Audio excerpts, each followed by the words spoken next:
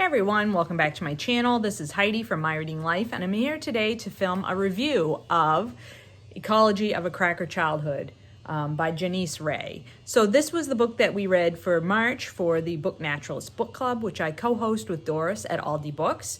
And we have already had our discussion on Instagram for this story. You can always go over there to @booknaturalist and see we save the stories from the previous month's book discussion, so you can see the last 3 books that we've discussed.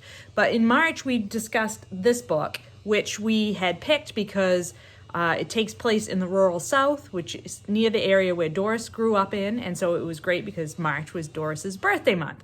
So this book was great. This was another fabulous nature writing memoir, all about Ray's life growing up in South Georgia, close to the boundary with the state of Florida, in an area which is quite rural and is dominated by a type of tree species called longleaf pine.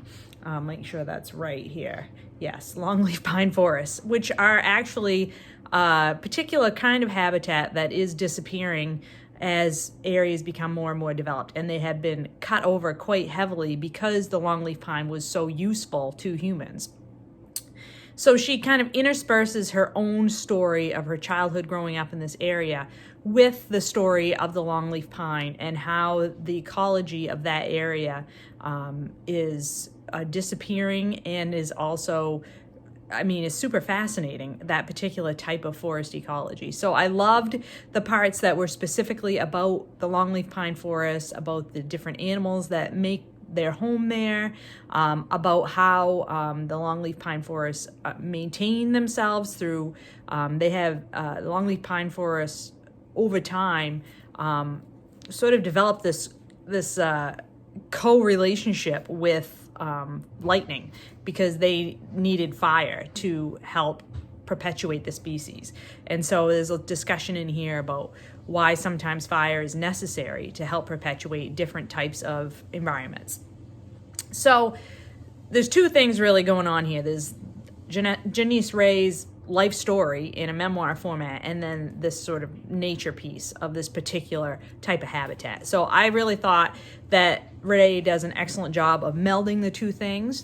I particularly felt drawn to her story of growing up in this rural area, even though I didn't grow up in a junkyard like she did. And I grew up in Maine, in eastern Maine, which is a completely different environment than the longleaf pine forest type area in southern Georgia. But so much of what she talks about as aspects of her childhood, growing up, she ran wild in the junkyard with her brothers. They played in the old junk cars. They, everything that she did was outside. They were, she was the wild child with the tangled hair and the dirty skinned up knees. And I was the same way.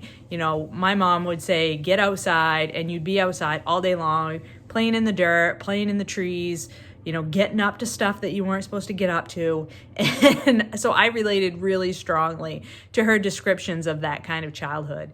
And I think that you really do develop a super strong connection with the land when you're always out in it, like using your imagination and just getting into scrapes and scraps and having to get yourself out of them again. So I really enjoyed that aspect of her story and really related to it quite strongly.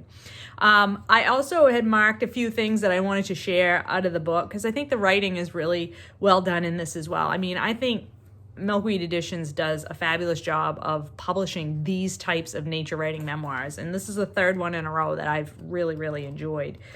So let's just talk about some of these aspects that like I said before, she talks a lot about in this book about the importance of fire to maintaining a particular type of ecosystems, in this case a longleaf pine forest.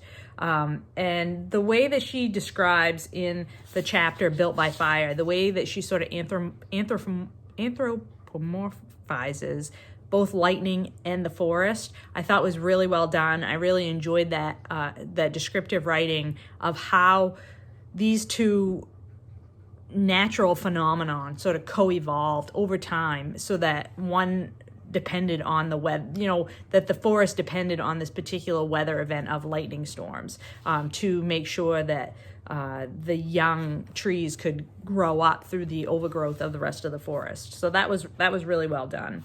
And then I really appreciated as well her discussion of why sometimes it seems like people in rural areas are not interested in environmental conservation. So on page 164, she says, "Passing through my homeland, it was easy to see that crackers, although fiercely rooted in the land and willing to defend it to the death, hadn't the means, the education, or the ease to care particularly about its natural communities. Our relationship with the land wasn't one of give and return. The land itself has been the victim of social dilemmas, racial injustice, lack of education, and dire poverty. It was overtilled, eroded, cut, littered, polluted, treated as a commodity, sometimes the only one, and not as a living thing. Most people worried about getting by, and when getting by meant using the land, we used it. When getting by meant ignoring the land, we ignored it." And I really related to that quite strongly as well. It gets to the heart of my personal passion in life, which is this balance between use of a resource and conservation of a resource. Because I grew up as well in a rural area where the mainstays of the economy were natural resource based extraction and use of that natural resource. So in my area, it was paper mills and fisheries and other forest products type economy.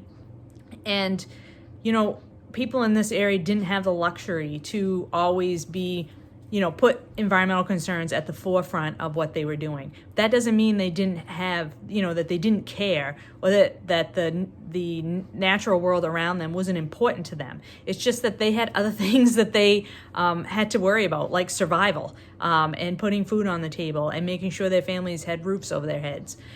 So I think that I really related strongly to her perspective from the same sort of community where you didn't always have the luxury to put the environment ahead of yourself. And so nowadays I work with fishermen, and I always talk a lot about how fishermen have developed their own conservation ethic, and it may not be the same as sort of like a national environmental group's conservation ethic, but that doesn't mean that they don't care.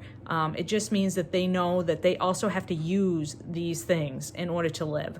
So I really appreciated seeing that in this book, because I think it's a topic that doesn't often get discussed, and I think to me it's the central point, because we all have to live on this earth together, whether it's humans, tortoises, amphibians, fish, whatever, birds, trees, flowers, whatever. We all have to live here together, and so we have to come up with a way to make that reasonable, however we do it. Let's see, what else did I mark in here that I didn't want to forget? Oh, I loved her discussion of how she got into science, about the particular time period in her life and teacher in her life who influenced her to get into sort of learning about science. Because I think very often there is a person in your life who really influences your development as a scientist or as a person who has interest in environmental concerns. And so she's talking about this Mrs. Godfrey in school, and I love this this section. She's talking about Mrs. Godfrey here. "She did not care that I was different. She never once asked about my home life, knowing nothing more than I was a child hungry to learn, which she read in my face and also in the way I hovered over the microscope, drawing invisible animals that pumped and collided through single drops of ditch water we delivered to school in mayonnaise jars. I sat in the front row, close to her, as she taught parts of cells and kinds of rocks, as if this knowledge might deliver us from all pain. Knowledge was what she knew how to give. Out of all her science lessons, that one on the playground, not only did I never forget, but I remember as vibrantly as if it happened last week. I learned that nature wouldn't ridicule you, would let you play. Oblivious, it went about its business without you, but it was there when you needed some gift, a bit of beauty. It would be waiting for you. All you had to do was notice." So I very much enjoyed this book. Another successful read for me from the Book Naturalist Book Club. I hope you had a chance to try this book, but if you didn't last month, I hope that you will pick it up in the future. It is a really, really lovely read.